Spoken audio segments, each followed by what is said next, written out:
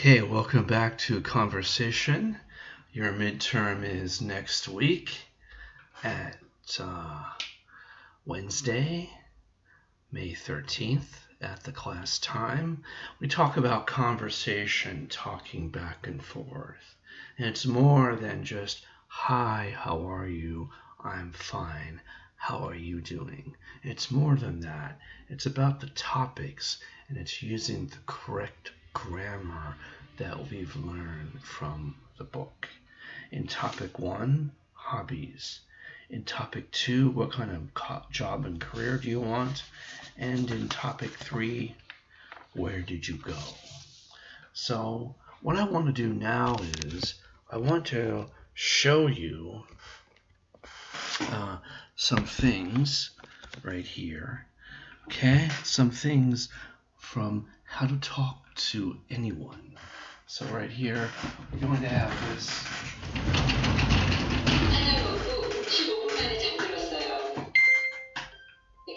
That is How to Talk to Anyone.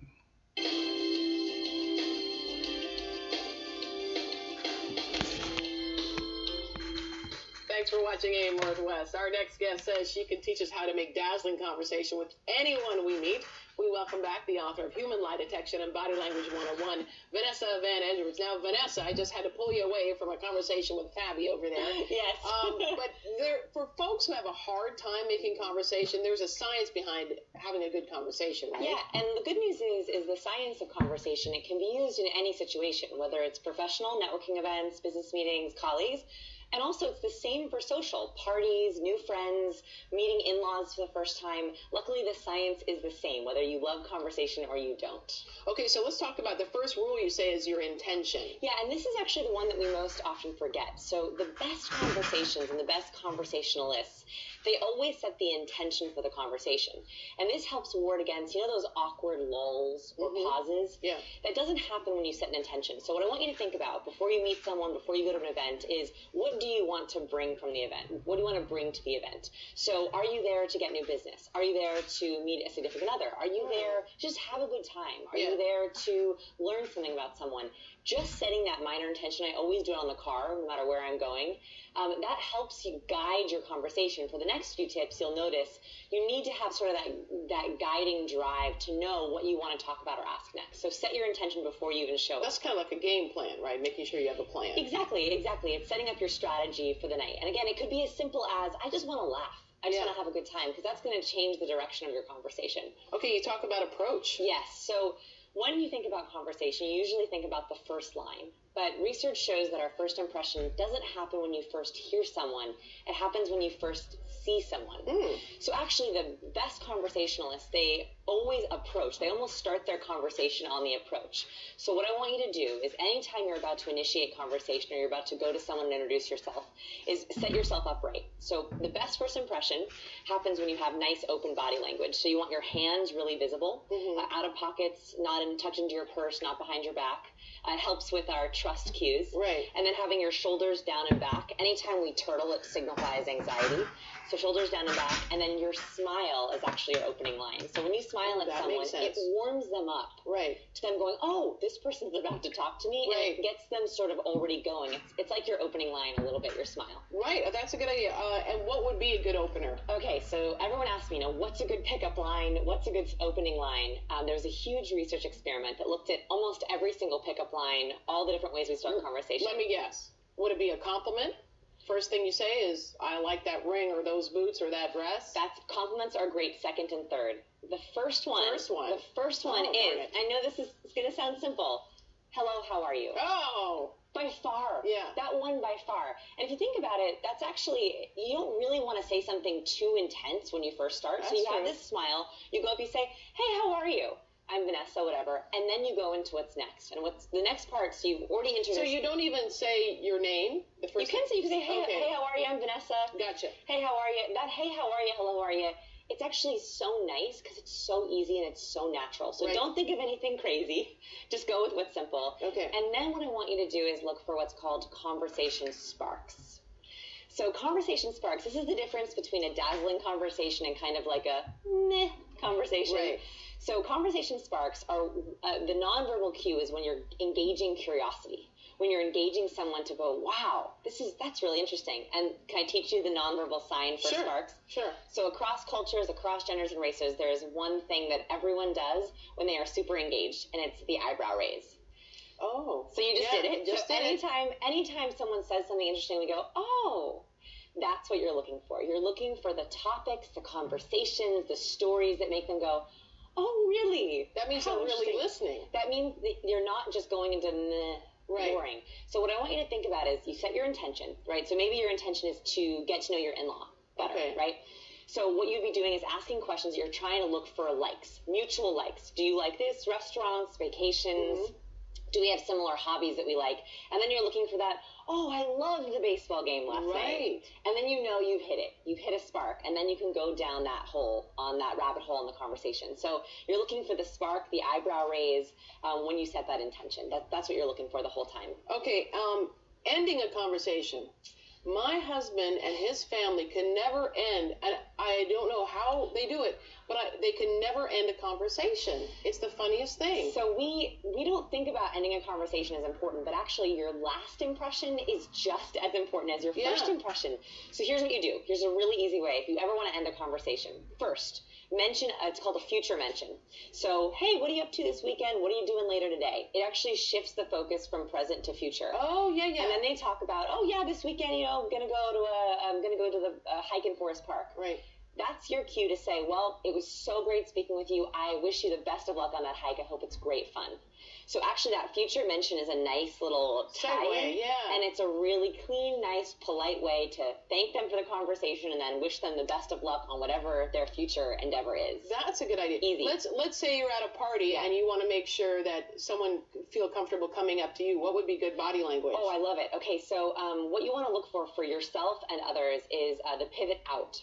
So whenever you're trying to approach two people or three people, anytime they're both facing each other so their toes are aligned, you know that they're probably not open to anyone else. They're having a conversation. Don't interrupt them. So when you want to be approached or you want to approach someone else, look for the pivot out. That's when someone's, they're talking to each other, but their body is actually angled out. Their toes are angled out. That means they're much more open. They're available to approach, and you want to do the same. So if you're talking to someone, you still want people to come up to you. Make sure you pivot out towards the room. That signals people that you are open, physically and literally. And I would guess, too, to get off your cell phone. Oh, my goodness. I mean, I hope that goes without saying. The worst thing you can do is... it's a habit for a lot of people, and they assume that anybody can come up and talk to them, but if I see someone on their cell phone, I'm not going to approach them. And the problem is when we get nervous and we have no one to talk to, what do? We're like, I'm going to pretend to text. Right.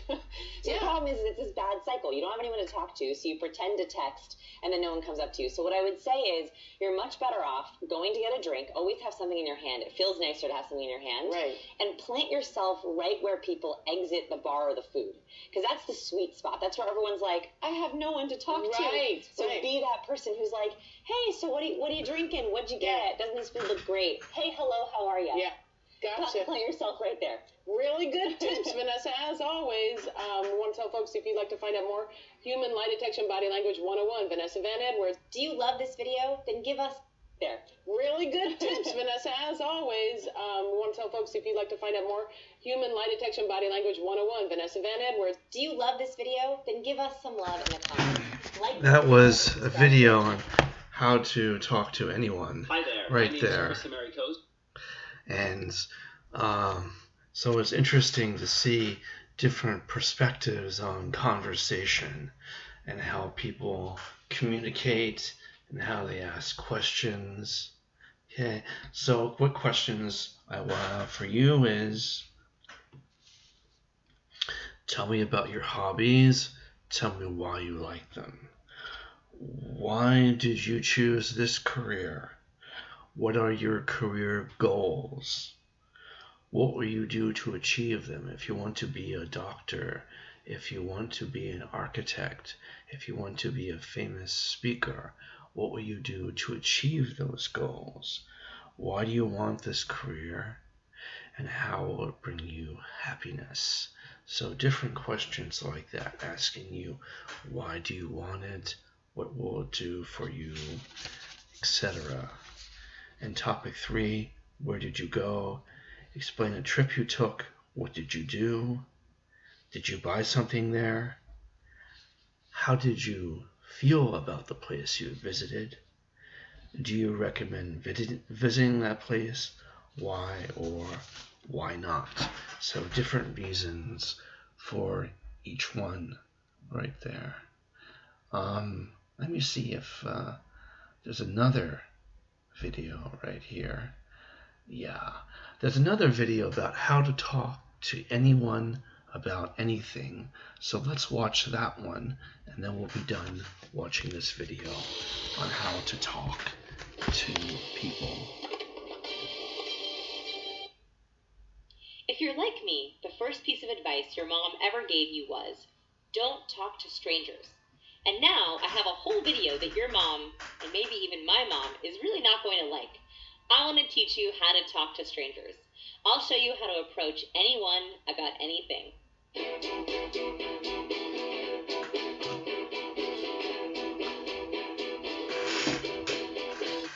Hello, stranger. My name is Vanessa Van Edwards, and I'm a behavioral investigator at our Human Behavior Research Lab, The Science of People.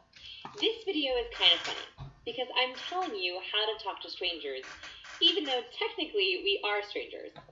I find this topic fascinating because for our entire childhood, we are taught not to talk to strangers.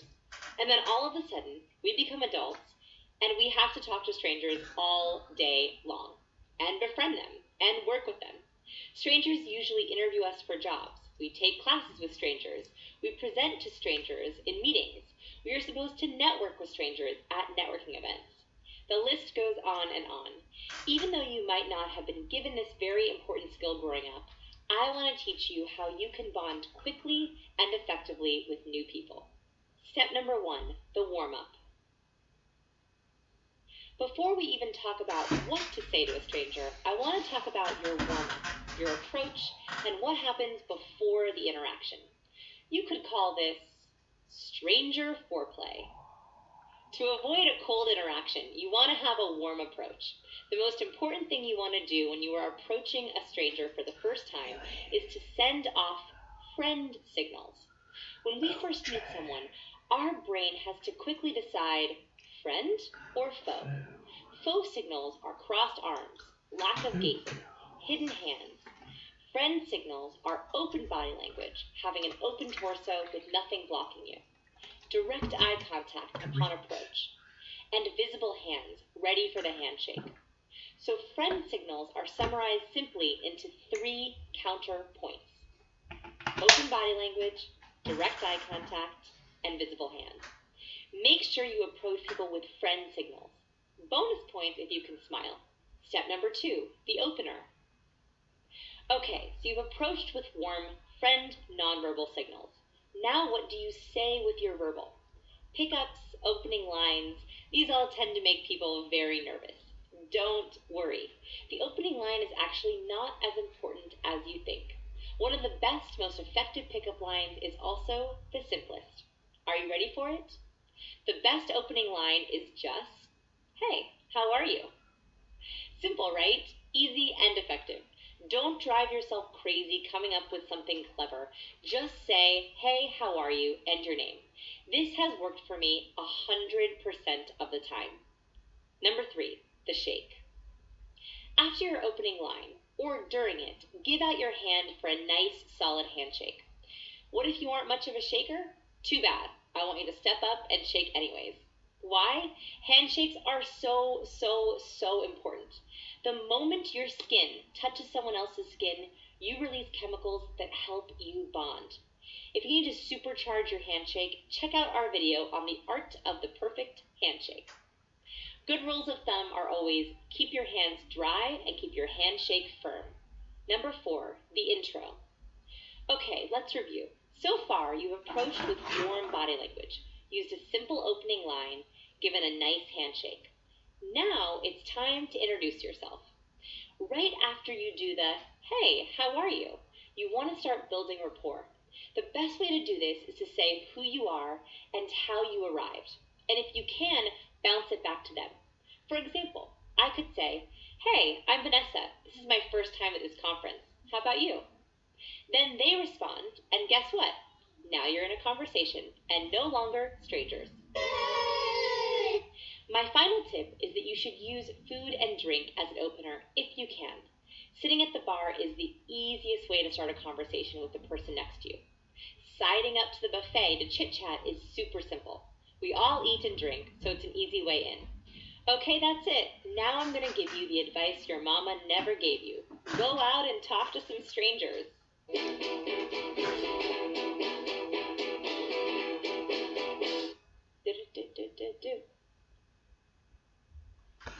So that was the look at opening up a conversation right there on that video, and it went into some detail right there. Let me just turn off this right here so I can do that. Okay. So I can do that right there, and we can let some light in. So thank you for listening to that. And it's a good look on how to open up and start talking about different subjects with somebody. So I think that's very helpful. I usually don't show a YouTube video, but I thought you needed some professional relaxation techniques and some introduction from someone who does it for a living besides me, some different input to help you on that. And her name is Vanessa Van Edwards. You can search for her videos on YouTube right there to help you. So again, what I want to say is you sit up with confidence, you relax, and you speak. You look, have nunchi, have eye contact, and you're smiling or relaxed, and you just approach it normally, step by step into the conversation. Again, we have the book which goes over different vocabulary topics. We have topic 1, which are hobbies, what you like to do in your spare time, in your free time. And then job and career, that's what university is all about besides education. After university, we go on to our job and career. And then where did you go? Places that you visited before coronavirus. Coronavirus says, put this all in the past. So it's the past tense, or else it's seemingly distant future tense. I will go there. I will do that in the future. So it's, two different things. I will do this, and I have done that. So it gives you a bit of different things. But topic 3 is really in the past. Topic 2 is really in the future. And topic 1 is really in the present tense. So topic 1, that's the present verb tense. Topic 2, it's the present and future tense. And topic 3 is the past tense. I went. I go to Japan last summer. I went to Japan last summer. Let's make sure that you're not staying in beginner English, that you're in intermediate level, middle level English for your midterm. So that would help you on both counts. I'm in the middle, I'm studying for it, and I'm going along with it. So you will talk about your topic, and then I will ask you some questions. I won't ask you too many questions. Again, 5 minutes will go by fast. Unless you don't know your topic, if you know your topic well and you like it, and you like talking, your 5 minutes will go by quickly. I will be writing things down. I will be Suseo, writing things down on this paper about your performance, how well you are doing. So I'll be busy. So what I want you to do is just relax. I'm just taking down notes, and then I'll send those things to you. You just ask me for your midterm exam, send me an email, and then I'll send you the grade back right there. So just send me an email and I'll send you the grade back as you want it. But you have to send me an email first. So please do that. Please send me an email saying that you want your midterm grade. Give me your ID number, your name in Korean and English, not your English name Jenny or William, but your name. If your name is Kim Sung-wook, then you spell it out Kimsum, and you have it in Hangul also. That's what I need. I need your class day and class time. So it's time to be an adult. And when you're being an adult, you write down the class day and the class time, your ID number, and your name in Hangul, and your Hangul name in English. Not your English name, your Korean name in the English alphabet. That's what I need. And then I can give you your grade for that. So just relax and we'll take some time to go over it. If you need extra help, please email me and I'll do my best to help you with it. So email me and I'll do my best to get you to know certain things. And next week we don't have any assignments, but on May 20th we will start Unit 9.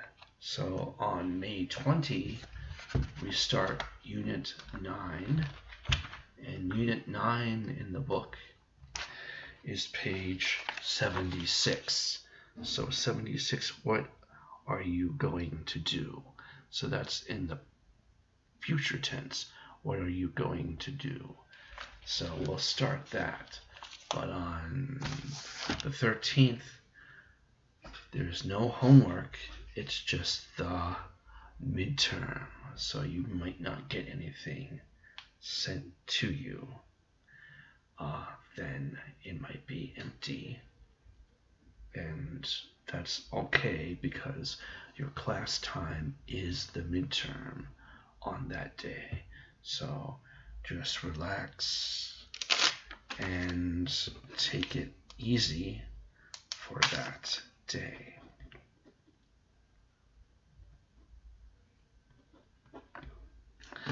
And you should be able to just feel comfortable with that and take it easy. Again, if you have any questions, email me at korea92653@gmail.com. I will send you the list of what time you're at. Get to know Zoom. Go on YouTube and research how to be a student on Zoom. Ask your friends how they do Zoom, and we will do it together. And you need to have an operating system that works. If your system doesn't work, that's not my problem. That's your problem. So make sure that you've tested it out and done it. I've been a teacher for 20 years. I've heard every excuse. I've heard every excuse in 5 different countries. So what I'm trying to say is, I think at this point, we can say that just make sure it works and relax. I'm with you. My heart is with you. I want you to relax, and we'll get through this. Thank you very much. I'll see you online. Thank you.